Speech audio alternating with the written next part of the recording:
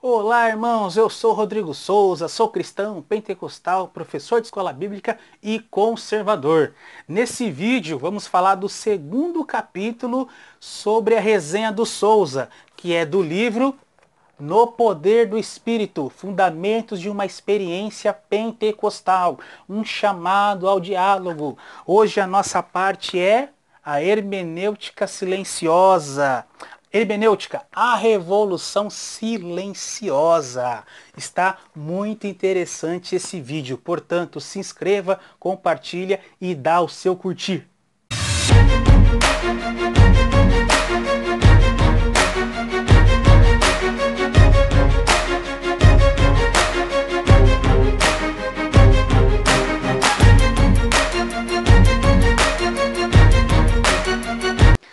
Esse segundo capítulo é um capítulo um pouco mais técnico e um pouco mais histórico, né?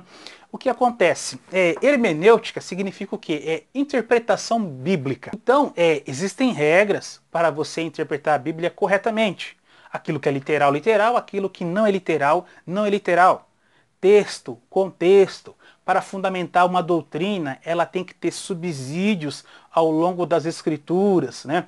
Vários escritores escreveram sobre o mesmo assunto, então isso não há contradição na Bíblia. Quando existe alguma aparente contradição, tem que verificar as ênfases de cada autor e os subsídios bíblicos. Então, a hermenêutica ela é muito interessante e fundamental para definir o pentecostalismo, o seu cerne, para definir o que o pentecostalismo pensa. Então, esse segundo capítulo vai falar o quê? Como os nossos irmãos tradicionais, entendem a questão de Atos dos Apóstolos, como que é a hermenêutica, a interpretação, e vamos entender como essa interpretação dos pentecostais tem subsídio histórico e teológico nesse século que passou, certo? Então, o nosso segundo capítulo é a hermenêutica, a revolução silenciosa. O autor William Menzies e Robert Menzies, eles falam de quê? Do surgimento da crítica da redação. Então foi um movimento ocasionado pelo ceticismo alemão, mais precisamente pela escola de Tübingen, eu acho que é isso, como é que fala, né? E o seu proponente principal, ou melhor, o seu proponente inicial, foi um cara chamado Ferdinand Christian Baur.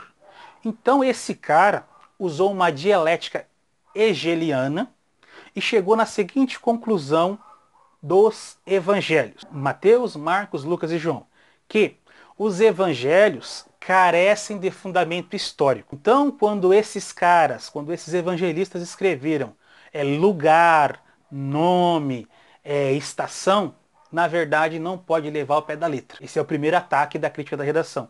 Segundo, os evangelhos, eles só têm valores teológicos, ou seja, cada escritor quis expressar a sua teologia sobre Cristo, certo? Então esse valor é verdadeiro. Porém, em relação aos fatos, os evangelistas não estão corretos. Quando surgiu isso daí, precisamente os tradicionais se levantaram e debateram ponto a ponto as considerações dessa escola alemã. Então, 3 livros foram influentes para dominar o pensamento dos tradicionais em como defender as alegações dessa escola alemã. Então foram 3 livros, um do estudioso chamado Bernard Hahn, um do John Stott e o outro do Gordon Fee e de Douglas Stuart. Esses 3 livros, eles explicavam que os evangelhos, sim, eles são considerados como fontes históricas seguras. Fundamentar a doutrina a partir desses evangelhos era algo perigoso. Então você já entendeu como que é a coisa? A escola alemã entendia que só tinha valor teológico. Os tradicionais, os cristãos tradicionais já entenderam que tinha valor histórico, entendeu? Porque se não tem valor histórico, muitas doutrinas vão ficar desconexas. A ressurreição de Cristo, por exemplo, não foi literal? Já foi falado que a ressurreição de Cristo é a doutrina que dá base para o cristianismo. Sem a ressurreição de Cristo, de forma literal, o cristianismo cai. Em 1970, ó, esses livros são de antes de 1970. A partir de 1970, um livro de um estudioso tradicional chamado Howard Marshall começou a dialogar com esses livros desses estudiosos. E esse cara dizia o seguinte: o livro desse estudioso chama Lucas, Historiador e Teólogo, seu livro original. A editora Carisma traduziu para Fundamentos da Narrativa Teológica. Esse livro também tem no Brasil. Então, ele diz o quê? Howard Marshall ele vai dizer que o Novo Testamento, Lucas é ao mesmo tempo historiador e teólogo confiável.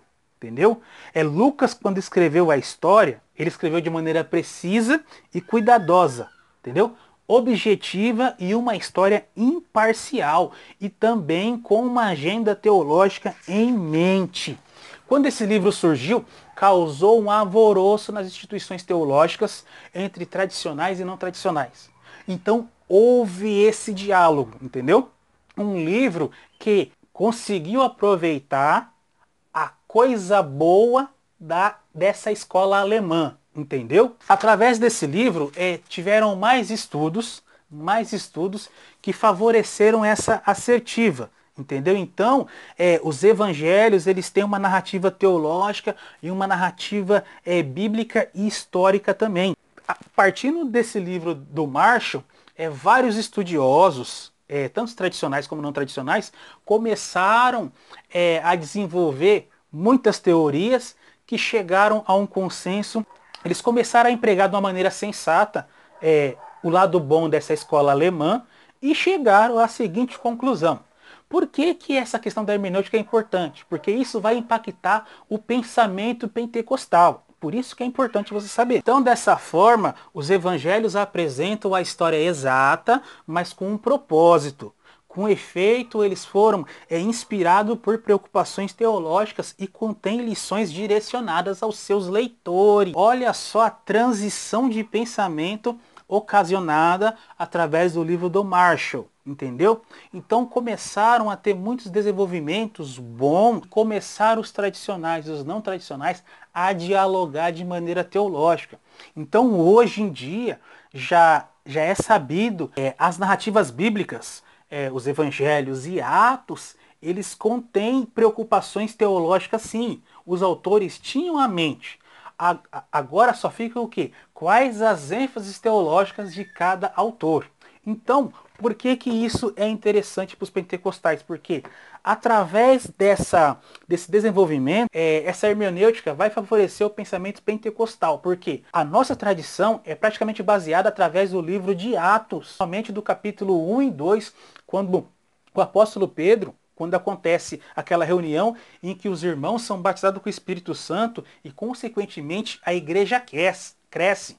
Você vê os apóstolos sendo perseguidos e os evangelistas pregando e estabelecendo igreja. Se você analisar de acordo com o que os tradicionais pensavam, então não tem fundamento para você falar que o batismo do Espírito Santo é uma experiência distinta. Não tem fundamento para você falar que milagres e dons acontecem hoje. Entendeu? Por quê? Porque não tem preocupações teológicas, quer dizer, não fica algo incerto pela metade. Então, isso vai impactar sim o que os pentecostais entendem.